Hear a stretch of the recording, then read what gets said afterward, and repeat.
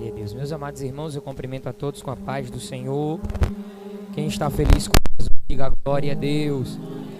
Queridos, abre a tua Bíblia no Evangelho segundo escreveu Mateus, capítulo 24. Apenas 2 versículos, versículo 12 e versículo de número 13, para a glória de Deus. Eu quero aproveitar a oportunidade e agradecer a confiança dos meus líderes, do pastor, da pastora, que me confia esse espaço para poder estar trazendo aqui, em um desses dias, algo de Deus para as nossas vidas, em nome de Jesus. Mateus capítulo 24, versículos 12 e 13, muito fácil de encontrar, texto muito conhecido. Você que está em casa também, se você quiser e puder abrir sua Bíblia, por mais que você esteja em casa, não se distraia com nada, porque quando a gente está em casa, irmão, parece que as distrações são maiores. Sempre aparece alguma coisa para tirar o nosso foco, mas você que está em casa deve também participar desse momento importante. Quem achou, diga amém. Diz assim: e por se multiplicar a iniquidade, o amor de muitos esfriará, mas aquele que perseverar até ao fim será salvo. Diga glória a Deus por essa palavra. Querido Deus e eterno Pai, somos gratos ao Senhor por mais essa oportunidade que o Senhor nos concede de estarmos na Tua presença para glorificar e exaltar o Teu santo nome. Tu sabes, ó Deus, que se dependesse de mim mesmo não teria nada para a Tua igreja, mas pela inspiração do Teu Espírito Santo, aprove o Senhor estar aqui nessa noite para poder trazer um recado, para poder denunciar algumas coisas que o Senhor já vem falando conosco nessas terças-feiras que vem se passando, e o Senhor vem se utilizando da vida dos teus vasos, dos teus profetas, e eu creio que nessa noite o Senhor vai continuar confirmando aquilo que o Senhor quer falar com a sua igreja. É assim que eu te peço, em o nome de Jesus. Toda a igreja cela e confirma comigo dizendo: sente e fique à vontade, em nome de Jesus. Queridos irmãos, redobra a tua atenção para aquilo que o Espírito Santo de Deus há de falar conosco nessa noite, em nome de Jesus. Queridos, eu queria começar dizendo que eu concordo com a fala do primeiro seminarista que por aqui passou, o evangelista Elder, quando o mesmo falou a seguinte frase: a igreja já é relevante. E a igreja, ela é relevante simplesmente pela representação que ela tem. A igreja possui algumas representações, como noiva, corpo de Cristo, virgem prudente, sal da terra, luz do mundo. E eu poderia aqui passar algumas horas falando apenas sobre a representação da igreja aqui na terra. Mas nós estamos diante de uma pergunta de reconstrução dentro de um cenário de destruição de que o reino defende. Ou seja, nós vivemos em um século onde tudo aquilo que foi construído pelo reino de Deus vem sendo destruído com o passar do tempo. E tudo aquilo que o reino defende e as causas que o reino promove, tudo aquilo que Deus fala nas Escrituras Sagradas, tudo que nos foi deixado, tudo que nos é orientado e aconselhado, vem sendo destruído, vem sendo, à medida que o tempo vai passando gradualmente, vem sendo tirado da cabeça dos cristãos, da cabeça daqueles que também se afastaram da presença do Senhor, porque são vítimas de ataques espirituais que aconteceram dentro da própria igreja, porque o sistema operacional de Satanás mudou, e tudo isso vem influenciando no que acontece na cabeça das pessoas. As causas que o reino defende são amor, família, ministério, vida. E em oposição a isso, nesse século que a gente vive, nós temos algumas propostas paralelas ao reino de Deus. Ou seja, nós temos o reino de Deus e nós temos também algumas propostas que são oferecidas por um governo diabólico espiritual que vem se apresentando e vem mostrando a gente uma maquete. E nessa maquete que esse governo diabólico espiritual coloca diante de nós, nós temos algumas informações, alguns componentes e alguns personagens que são contra os princípios que foram mencionados anteriormente. Nós sabemos que esse governo espiritual diabólico que se levanta no século 21, ele vem para desconstruir o amor, ele vem para desconstruir a família, ele vem para desconstruir o ministério e ele vem para desconstruir a vida. A gente está vendo isso na internet, a gente está vendo isso nos noticiários, a gente está vendo isso dentro das próprias igrejas, a gente está vendo isso dentro da política, a gente está vendo isso lá no nosso trabalho, na nossa escola. As coisas que são erradas, tudo aquilo que vai contra os princípios bíblicos está sendo tratado agora como algo que é normal. É normal não amar, é normal não seguir os mandamentos do Senhor, é normal não quebrar princípios. Tudo isso está sendo imposto e colocado dentro da cabeça das pessoas. Portanto, diante de tantas respostas para essa pergunta que é: como ser uma igreja relevante no século 21? A visão que quero vos trazer é que a igreja no século 21 é aquela que continua tratando o arrebatamento como algo real e necessário.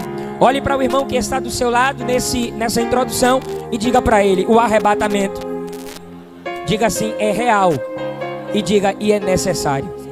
E a igreja relevante não pode deixar isso se apagar.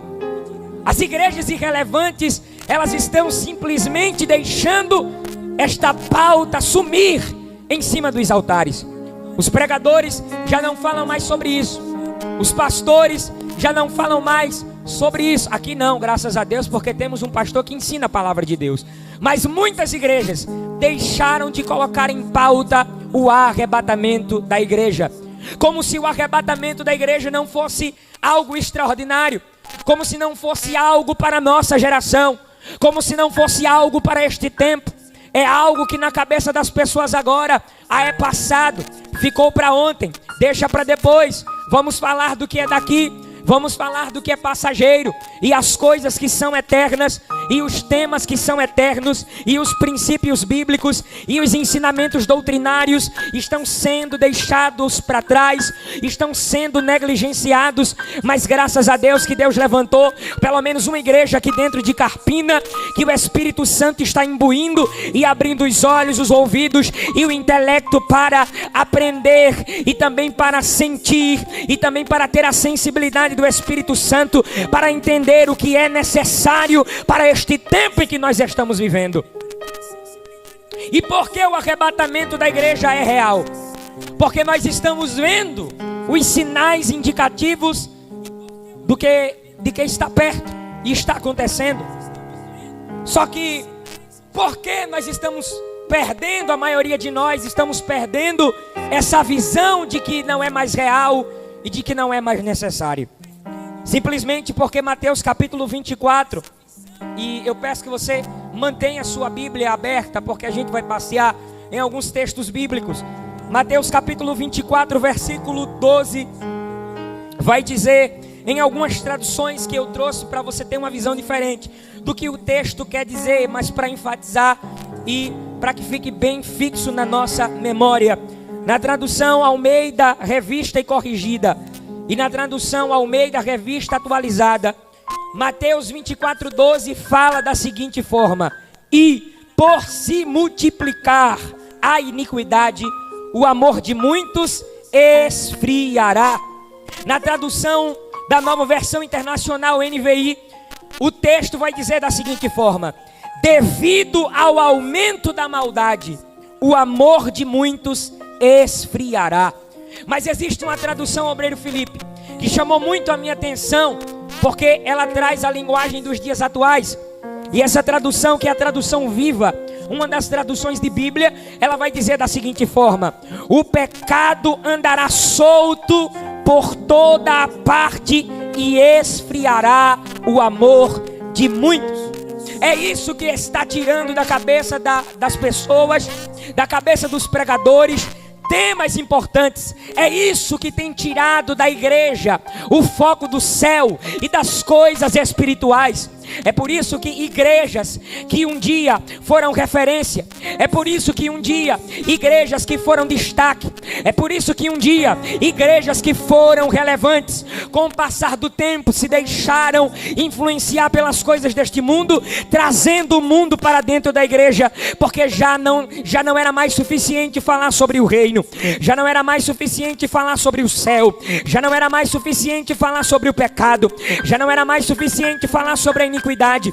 Então vamos trazer outros temas, vamos trazer outras pautas, para que a gente não perca o que já temos ganhado. E o mundo, de forma gradual, foi entrando dentro da igreja. Só que existe uma tradução aqui desse texto também, que fala: e por se multiplicar a iniquidade, o amor de muitos esfriará, vírgula, de quase todos. O que significa que no meio de muitos, o que significa que no meio de uma multidão, existe uma minoria que está dizendo: eles se venderam, mas eu não vou me vender.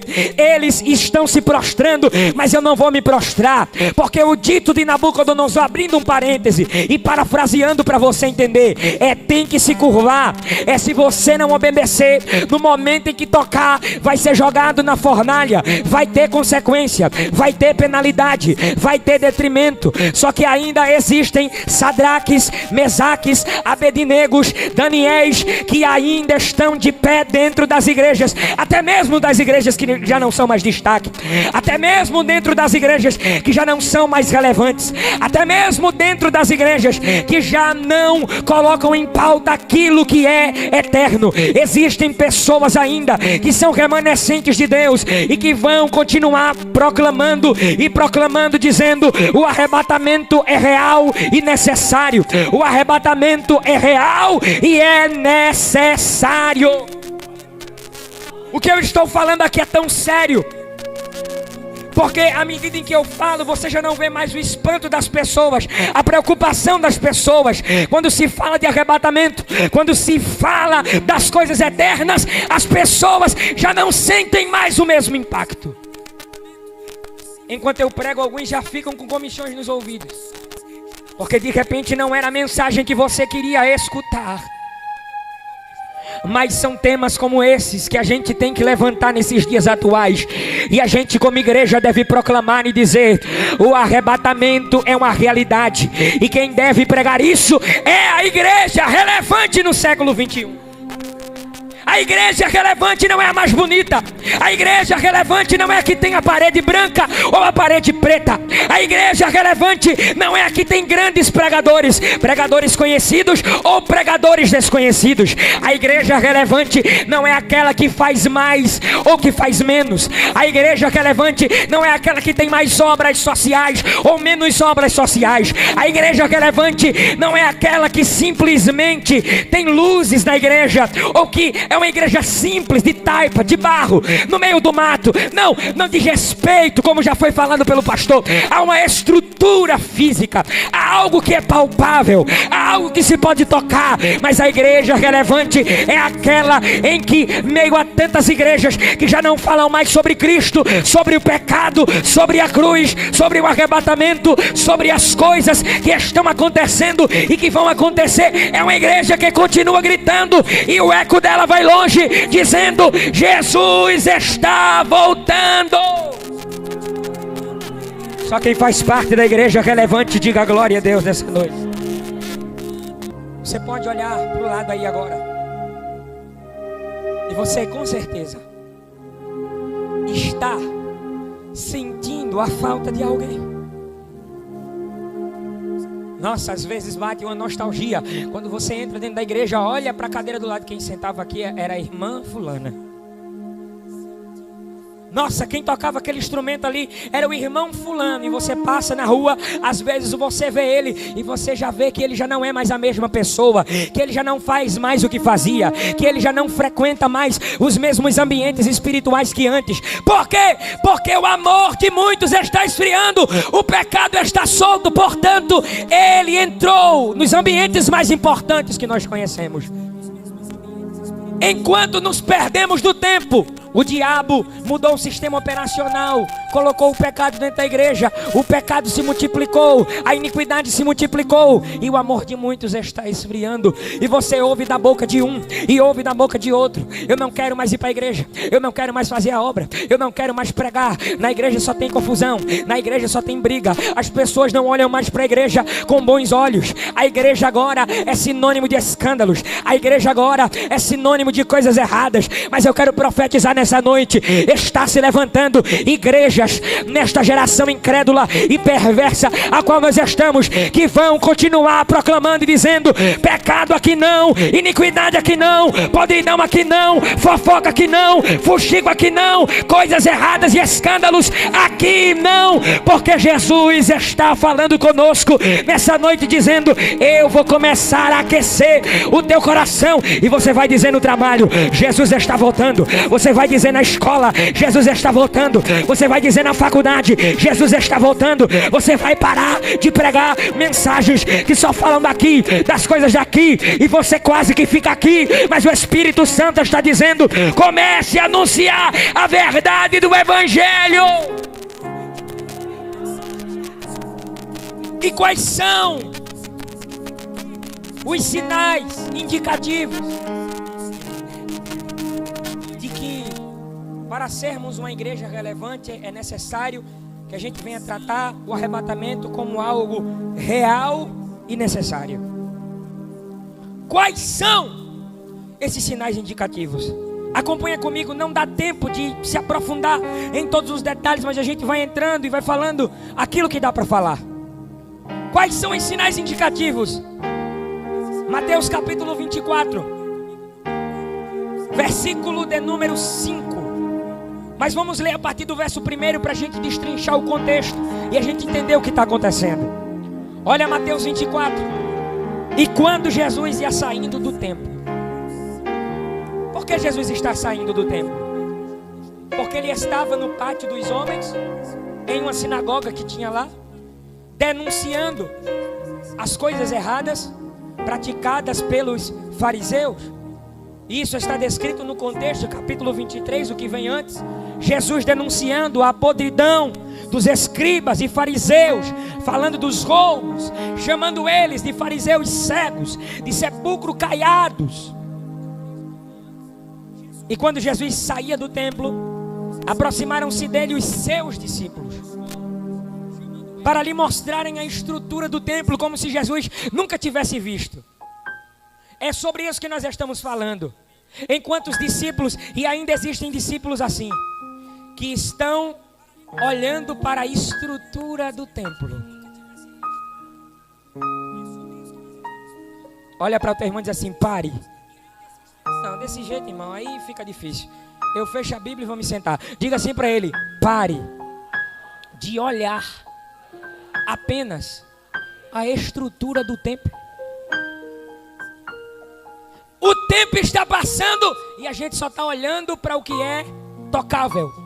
A gente só está olhando para o que os olhos conseguem ver. Eles estavam no templo e o texto não diz assim que eles saíram. O texto não fala de forma coletiva que eles saíram do templo com Jesus. Não, o texto diz que Jesus saía do templo. Aí eles chamaram a atenção de Jesus quando Jesus estava saindo da sinagoga e do templo e disseram assim: ô Jesus, tu visse a estrutura do templo, como é bonita? E Jesus não estava preocupado com a estrutura.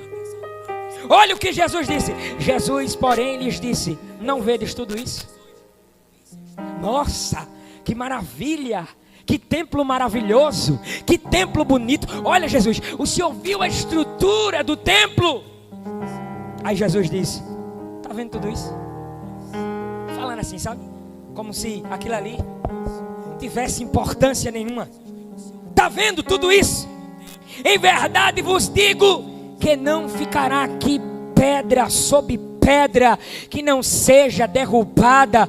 Jesus estava dizendo: esse templo, ele pode ser destruído e ser construído de novo, mas vocês precisam deixar de estar olhando para coisas supérfluas, coisas que se quebram, que se queimam, que se perdem, porque aonde estiver o vosso tesouro, ali estará o vosso coração. não é sobre o templo, são sobre coisas muito maiores, muito mais importantes. E estando assentado no Monte das Oliveiras, aqui Jesus já não estava mais lá.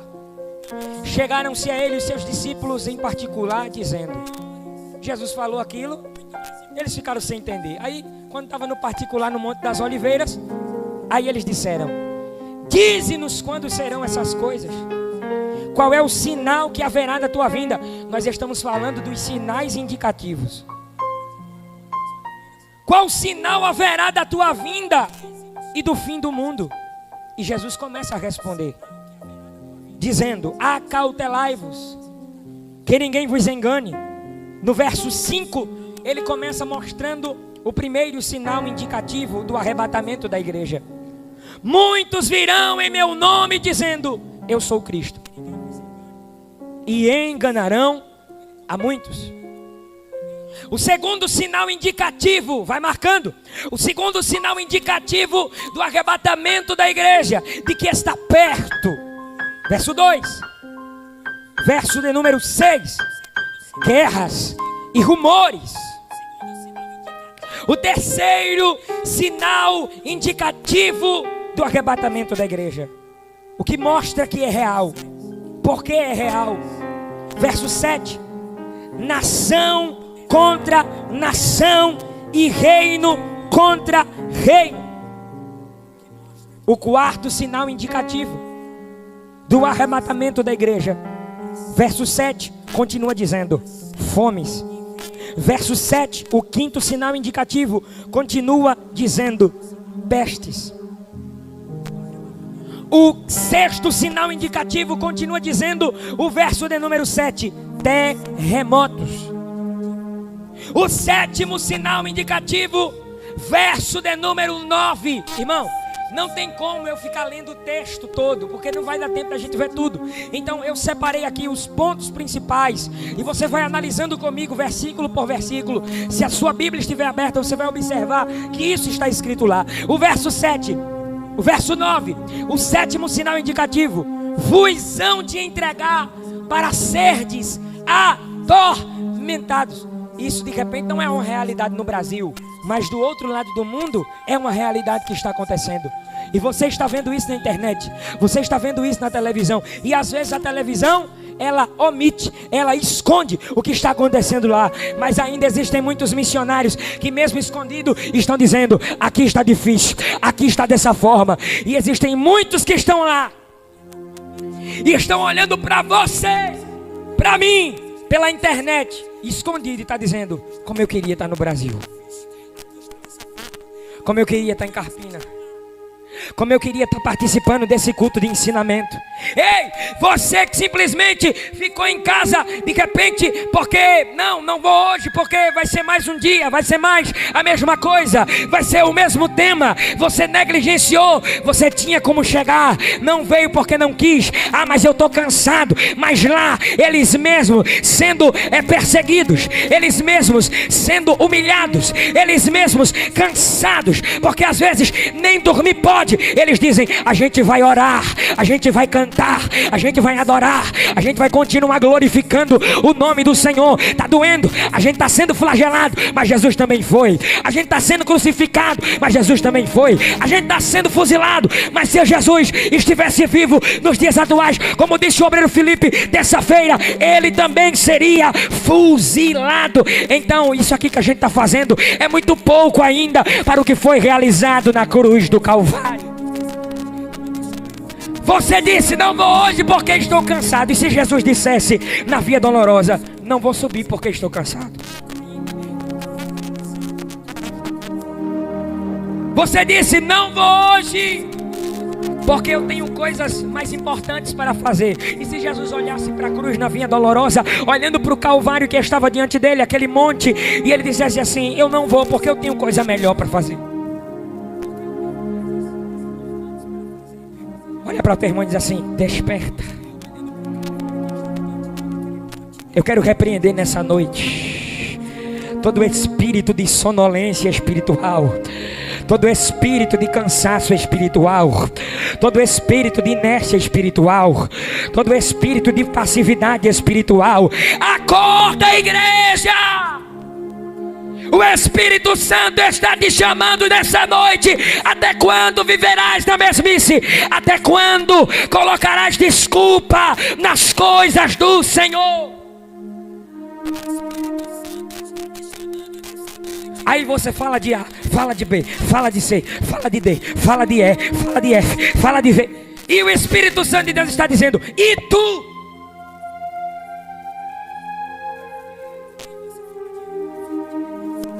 Hipócritas! Isso é para mim também. Como posso tirar o arqueiro do olho do meu irmão se eu tenho uma trave no meu? Eu digo ao meu irmão, evangeliza. Eu digo ao meu irmão, prega. Eu digo ao meu irmão, canta. Eu digo ao meu irmão, faz a obra. Mas eu não faço a obra. Eu não evangelizo. Eu não prego. Mas quero cobrar de quem também não está fazendo.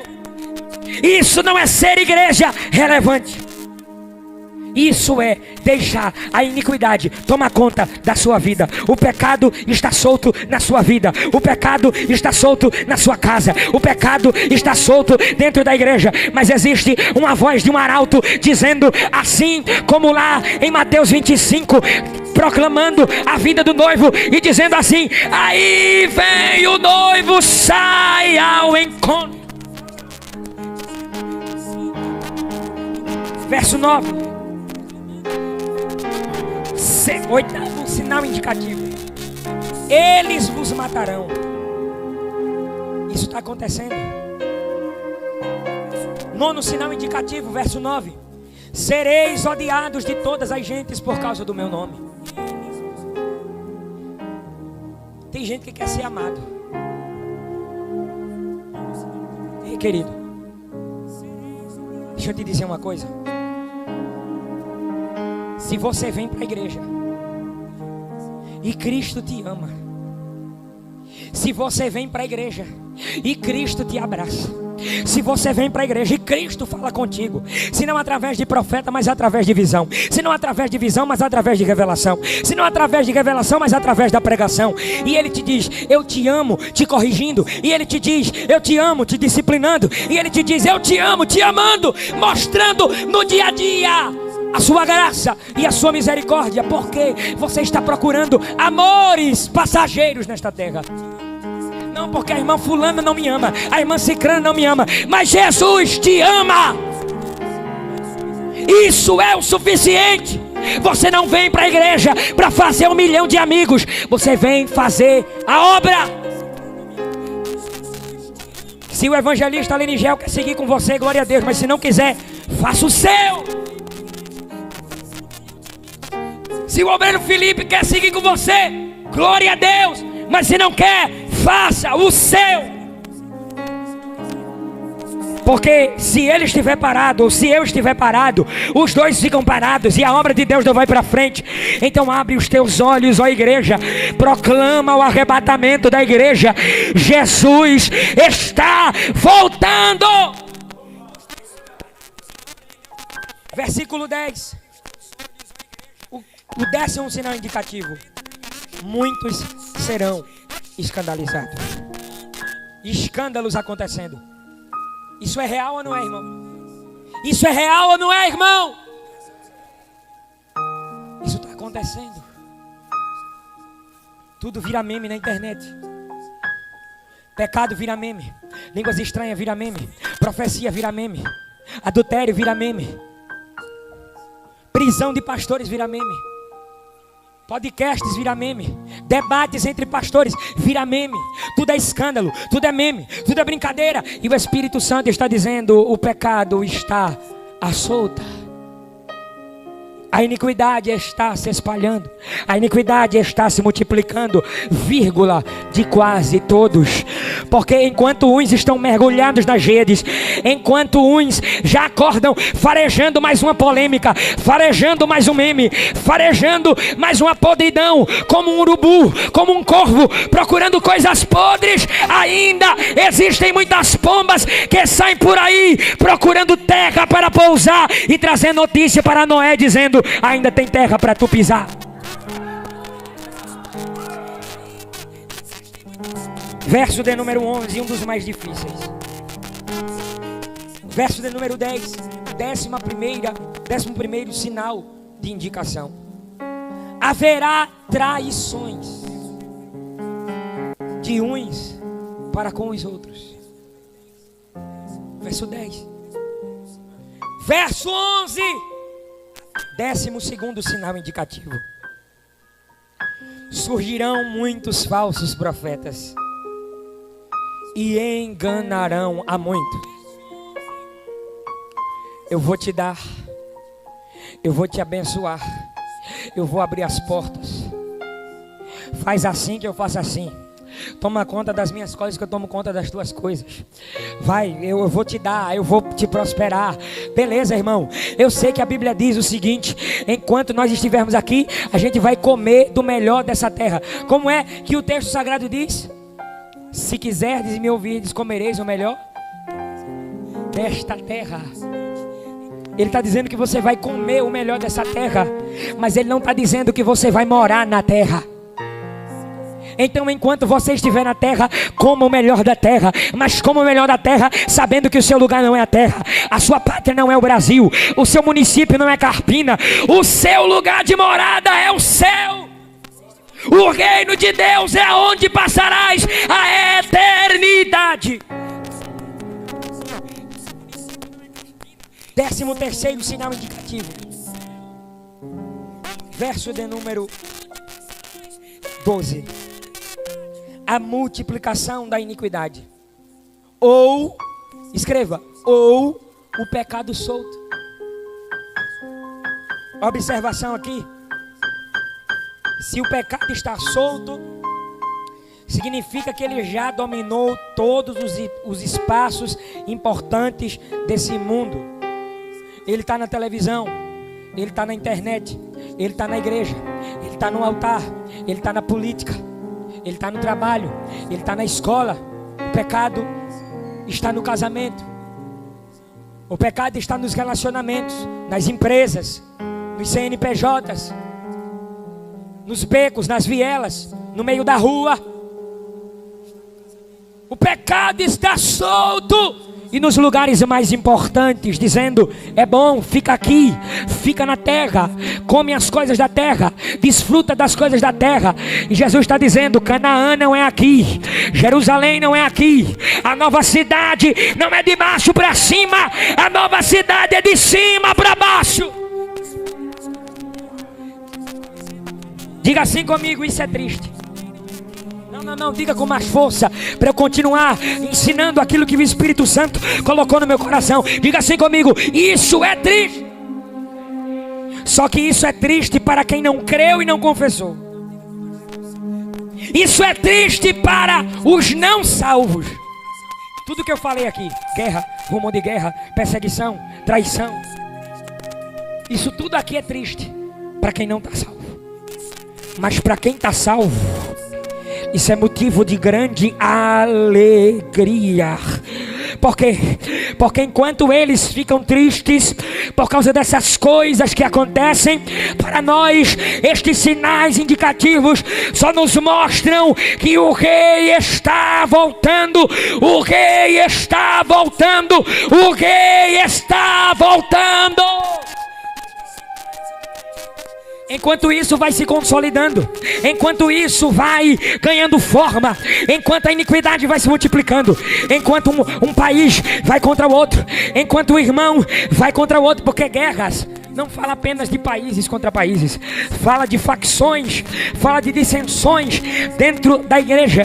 Um irmão contra o outro, uma pessoa contra a outra, uma igreja contra a outra. E a gente está vendo uma nação contra outra nação, uma igreja contra outra igreja. Eu concordo com isso, eu não concordo com aquilo. Eu concordo com isso, eu não concordo com aquilo. E fica essa guerra, e fica esse negócio que não tem míssil, não tem bala, não tem nenhum tipo de artifício bélico, mas com palavras um destrói o outro. Só que os remanescentes da igreja relevante estão olhando para tudo isso no século 21 e está dizendo: enquanto muitos enxergam traição, rumor de guerra, podridão, tudo que não presta, a igreja relevante está dizendo assim: Jesus está voltando. Está chegando a hora. Jesus está voltando. Aí vem o noivo. Aí vem o noivo. Aí vem o noivo. Aí vem o noivo. Aí vem o noivo. Aí vem o noivo. O irmão não quer perdoar, mas aí vem o noivo. É uma igreja contra outra, mas aí vem o noivo. Jesus está mostrando de várias formas: eu estou voltando para levar a minha igreja. Ó igreja relevante, abre os teus olhos, aguça os teus ouvidos e usa a tua boca para proclamar como um arauto, dizendo: aí vem o noivo. Olha para o teu irmão que está do teu lado, você que está em casa também, e diga assim comigo: tristeza para o mundo, mas diga alegria para os salvos. Diga alegria para os salvos. E só quem tem certeza que é salvo e faz parte da igreja relevante, adore ao Senhor.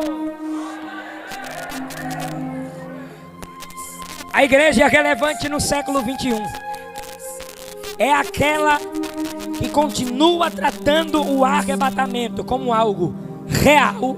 Diga comigo, como algo real, e diga e necessário. Por que necessário? Porque além de vermos os sinais, toda doença, quando ela toma alguém, toda patologia, quando toma alguém, ela vai apresentar sinais e sintomas. Tem doenças que você vai olhar e vai dizer, pelo que você está vendo, rapaz, eu acho que é isso aqui. Mas quando você ouve o paciente falando, ele está dizendo: eu estou sentindo isso, eu estou sentindo. O sinal é o que você pode ver. Sintoma é só o que o paciente pode relatar. Eu estou sentindo uma dor aqui, está doendo aqui, está doendo aqui, está doendo aqui. Então nós estamos conseguindo ver muitas coisas, mas muitas coisas a gente está sabendo porque o povo está contando: está doendo aqui. A igreja está mostrando: essa é a minha dificuldade, essa é a minha fragilidade. Quantas igrejas estão mostrando e falando sobre seus sintomas? Sim ou não? Então por que é necessário a igreja relevante falar sobre o arrebatamento? Porque nós já estamos sentindo na pele o espírito do anticristo querendo implantar suas ideias na cabeça dos que estão fracos. Vou repetir: dos que estão fracos. Por que é necessário? Porque nós sentimos na pele o espírito do anticristo querendo implantar suas ideias na cabeça dos que estão fracos. Perceba que eu destaquei dos que estão fracos e não dos que são fracos. E por que eu estou dizendo isso? Dos que estão e não dos que são. Porque a fraqueza, ela não é uma realidade constante. Ninguém é fraco por ser fraco. Ah, eu sou fraco. Não, você está, mas você não é fraco.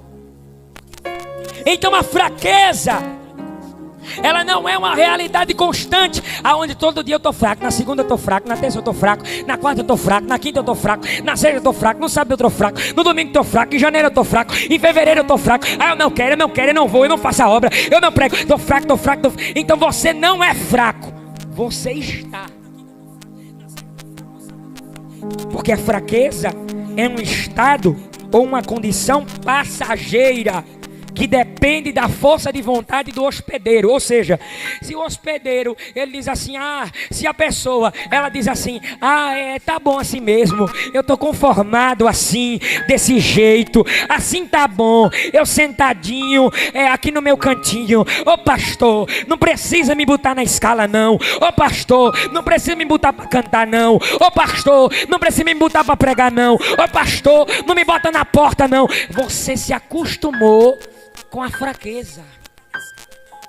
Você ama o estado de conformismo. Você ama o estado de fraqueza. Só que a fraqueza é uma condição que depende da força de vontade de quem sente ela. Então tem pessoas que sentem a fraqueza e dizem assim, assim tá bom mesmo, eu vou ficar desse jeito, na frieza espiritual. Mas tem alguns que olham para dentro de si mesmo e dizem assim, tá repreendido Satanás, o sangue de Jesus tem poder. Eu não quero orar, mas eu vou orar. Eu não quero cantar, mas eu vou cantar. Faz o oposto, vai na contramão do que Satanás está pedindo. Por quê? Porque ele sabe que isso é um estado passageiro. Ele não quer ficar assim todo o tempo. Ele quer mudar. Ela quer mudar. Então quem não fazia, ou quem parou de fazer, volta a fazer. Por quê? Porque essa pessoa decidiu sair da inércia espiritual. Portanto, você não é fraco. Mas você pode ficar fraco. Não é uma realidade constante e definitiva, é um estado passageiro. Mas tem uma vitamina do céu para a nossa vida nessa noite, para confortar a tua alma em meio a tantas pancadas e disciplinas que o Espírito Santo traz sobre as nossas vidas. Isaías 40, versículos do 29 ao 30. Alguém pode ler esse texto para mim, por favor? Ô glória, quem achar primeiro, faz a leitura desse texto. Isaías capítulo 40, verso 29 e verso 30. É a vitamina do céu para a tua vida. Quem achar primeiro pode ler. Leia aí, pastor. Dá vigor ao cansado e multiplica as forças aos que não têm nenhum vigor. Os jovens se cansarão e se fatigarão, e os jovens certamente cairão. 31. Mas os que esperam no Senhor renovarão as suas forças e subirão com asas como águias, correrão e não se cansarão, caminharão e não se fatigarão. A vitamina do céu para as nossas vidas. Anota essa vitamina. Quando tu quiser parar, quando tu quiser desistir, ele está dizendo, eu dou força a quem está fraco, eu dou virtude, dou ânimo a quem não tem nenhum vigor. Os que esperam em mim vão renovar suas forças. Não vai permanecer fraco, porque a fraqueza não é uma realidade constante, é passageira. Então bota a fraqueza para correr e faz a obra do Senhor. Outra vitamina do céu para nossa vida. Mateus 11, 28. Vinde a mim, todos os que estáis cansados, e mais do que cansado, sobrecarregado, e eu vos aliviarei. Ele está dizendo assim, se tu quiser continuar na fraqueza, o negócio vai ficar difícil, porque não tem como eu ajudar quem não quer ser ajudado. Mas se tu der o primeiro passo, eu dou o segundo para você. Se você se levantar, eu te puxo e te tiro do lugar que tu está parado. Vinde a mim. Ele não está dizendo eu vou a você. É assim? Porque se ele dissesse eu vou até você, então eu continuaria no meu estado de inércia, parado, esperando alguma coisa acontecer. Ele não está dizendo eu vou até você. Ele está dizendo tome uma atitude, venha até mim, busque. Não, mas eu estou cansado. Aqui o próprio texto está dizendo, vinde a mim todos os cansados, vinde a mim os sobrecarregados. Mas ele não está indo porque está cansado, ele não está indo porque está sobrecarregado. Ele está dizendo, venha mesmo cansado, venha mesmo sobrecarregado. Aí quando você vir, eu vos aliviarei. Não é, eu estou cansadinho, Jesus, vem aqui, eu estou sobrecarregado, vem até mim, Jesus. Aí Jesus está dizendo, tem gente que pede e recebe, mas nem todo mundo que pede vai receber, porque tem que buscar às vezes para poder encontrar. É como se eu estivesse aqui, me traz um copo com água. Qual foi o esforço que eu tive? Nenhum. Ela me trouxe e eu estou bebendo água. Mas às vezes, o céu está dizendo, nem sempre vai ter alguém para te trazer água para tu beber. Às vezes, sem ninguém, tu vai ter que se levantar cansado, vai ter que se levantar sobrecarregado e vai ter que ir buscar, vai ter que pegar o copo, vai ter que ligar lá o negocinho lá, o botão do filtro, a água vai descer, tu vai pegar o copo mesmo fraco, com a mão tremendo, vai botar água na boca e você vai beber água.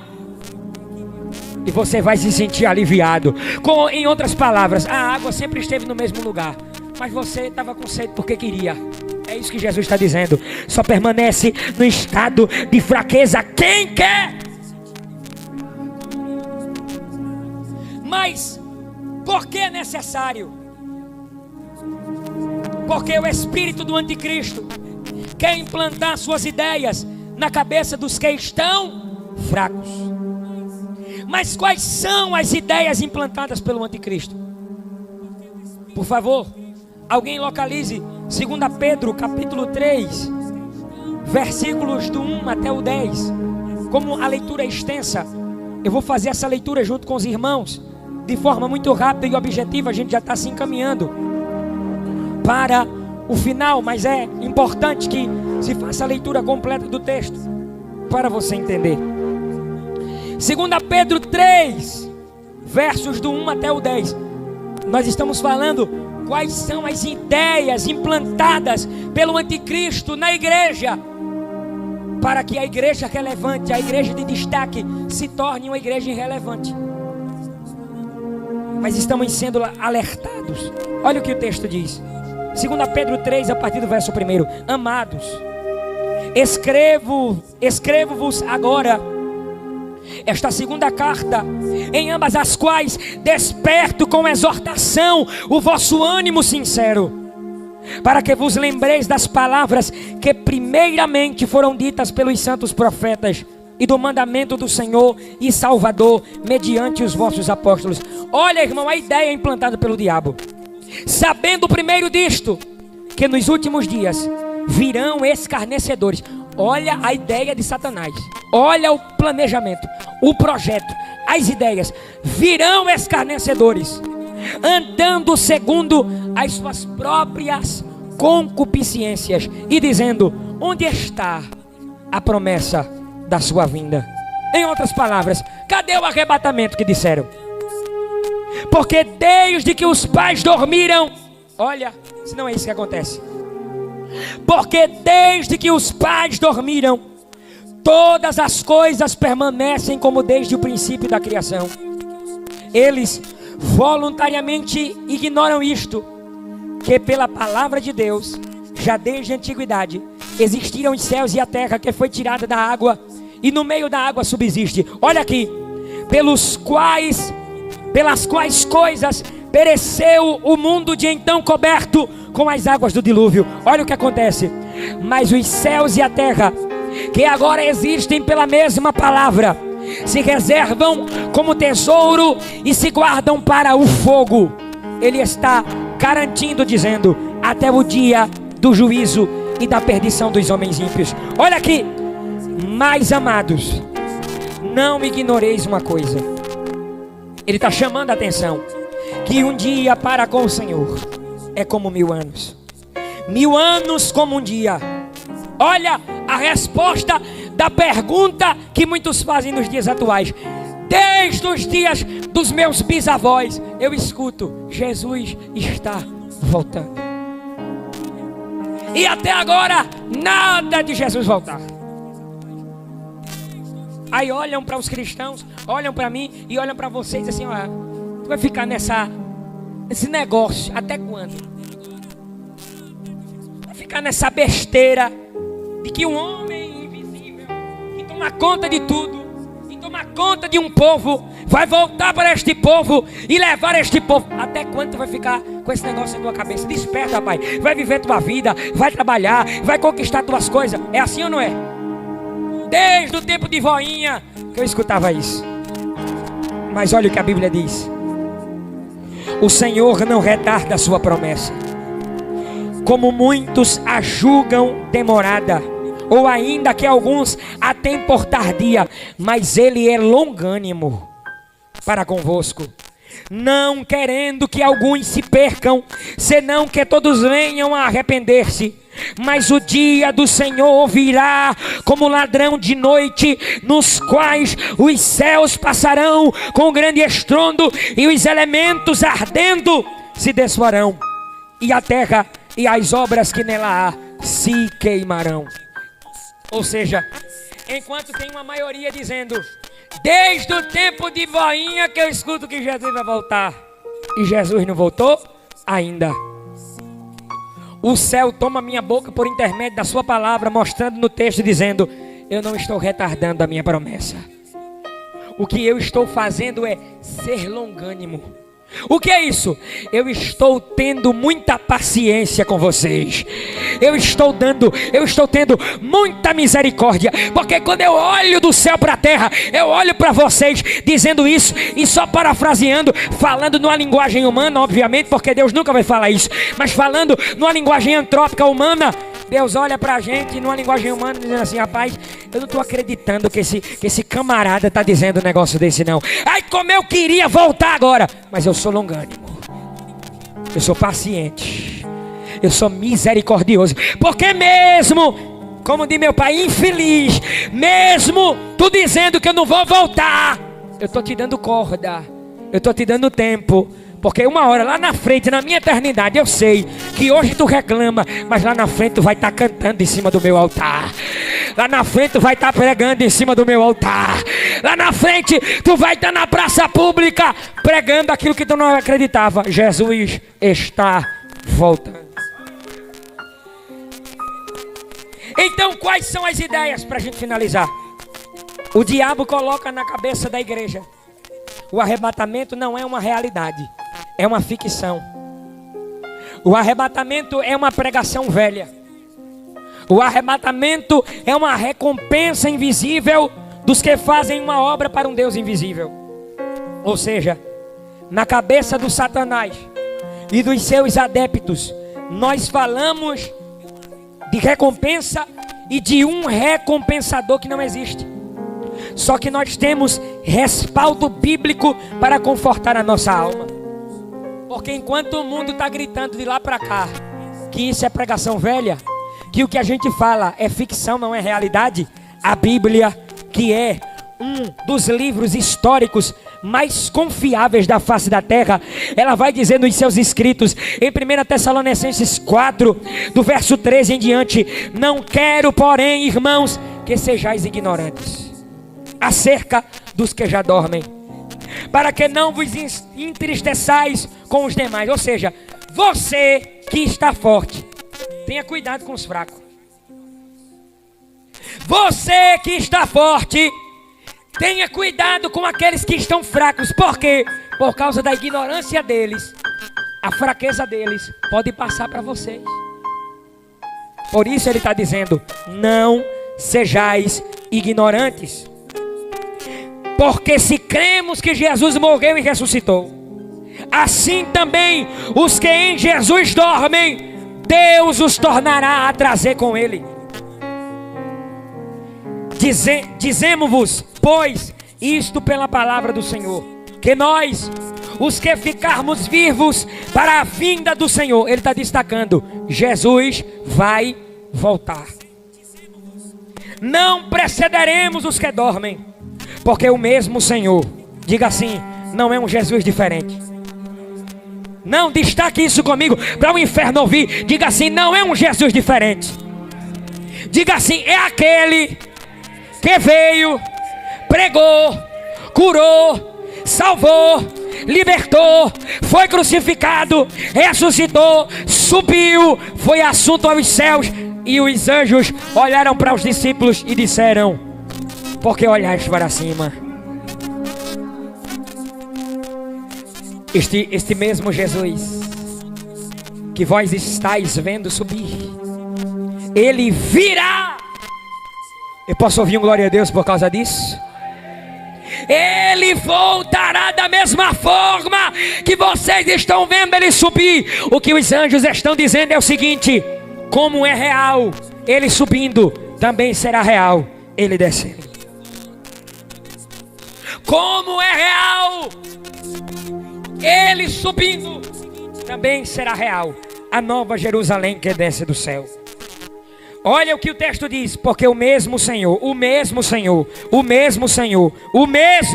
descerá do céu com alarido, voz de arcanjo, com a trombeta de Deus, e os que morreram em Cristo ressuscitarão. Depois nós, os que ficarmos vivos, seremos arrebatados juntamente com eles nas nuvens, a encontrar o Senhor nos ares, e assim estaremos para sempre com o Senhor. Eu vou repetir de novo porque escutei um glória a Deus. Para sempre.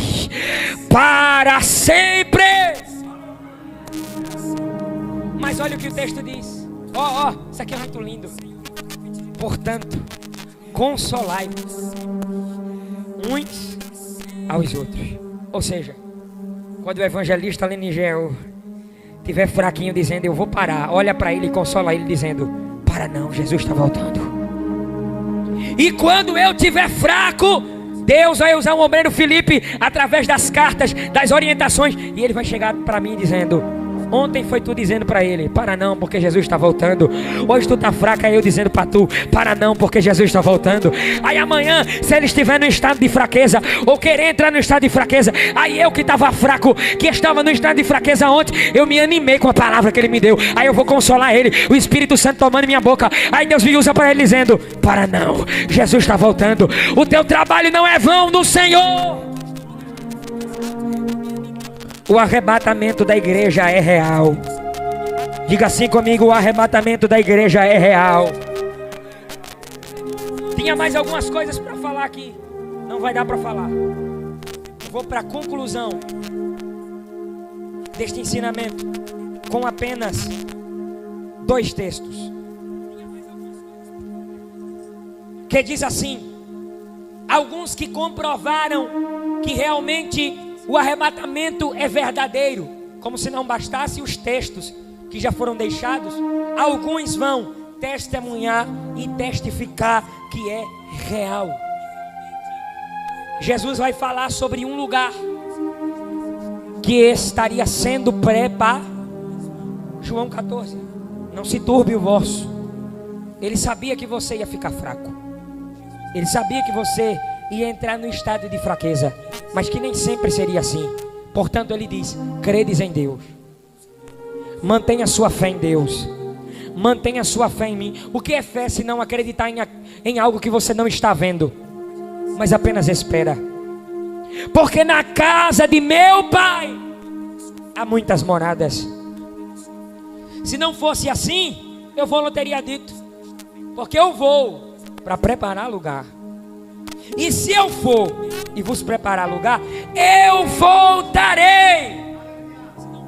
Eu ouvi um glória a Deus, eu vou repetir de novo. Diga assim: ele disse que vai voltar.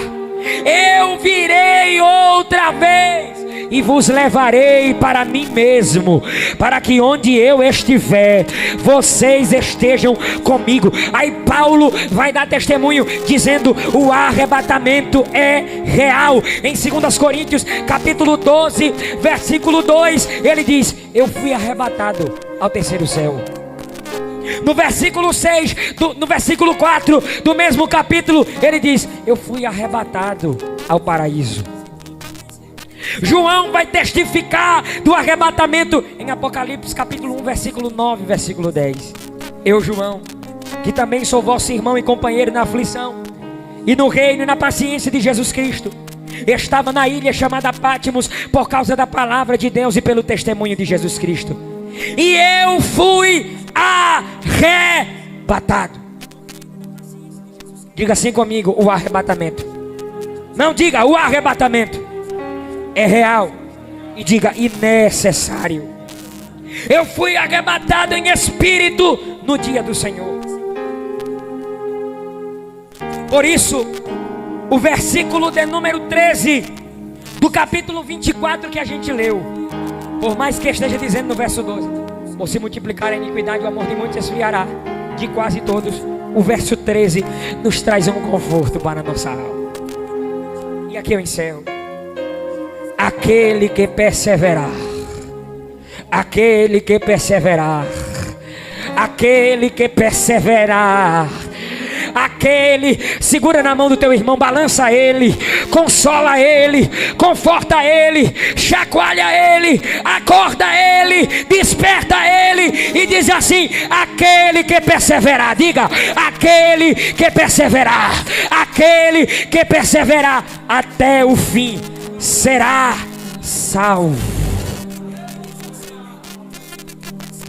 Quem deve anunciar o arrebatamento? A igreja relevante. Quem deve anunciar o arrebatamento? A igreja relevante no século 21. João testifica, verso 12 do capítulo 1: e virando-me, vi 7 castiçais de ouro. No verso 16 do capítulo 1 ele diz: ele tinha na sua destra, na sua mão direita, 7 estrelas. No verso 12 ele diz 7 castiçais. No verso 16 ele diz 7 estrelas. E no verso 20 ele explica quem são as estrelas e quem são os castiçais.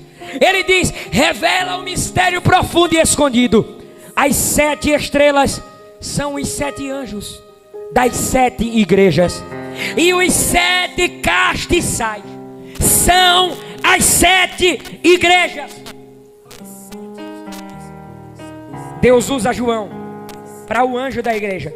Escreve, João, escreve ao anjo da igreja de Éfeso, escreve ao anjo da igreja de Esmirna, escreve ao anjo da igreja de Pérgamo, escreve ao anjo da igreja de Tiatira, escreve ao anjo da igreja de Filadélfia, escreve ao anjo da igreja de Laodiceia, escreve ao anjo, e o que o anjo ouvir, e o que o anjo ler, ele vai passar para a igreja, e o que a igreja ouvir, e o que a igreja aprender, ela vai anunciar para o mundo e vai dizer: Jesus está voltando.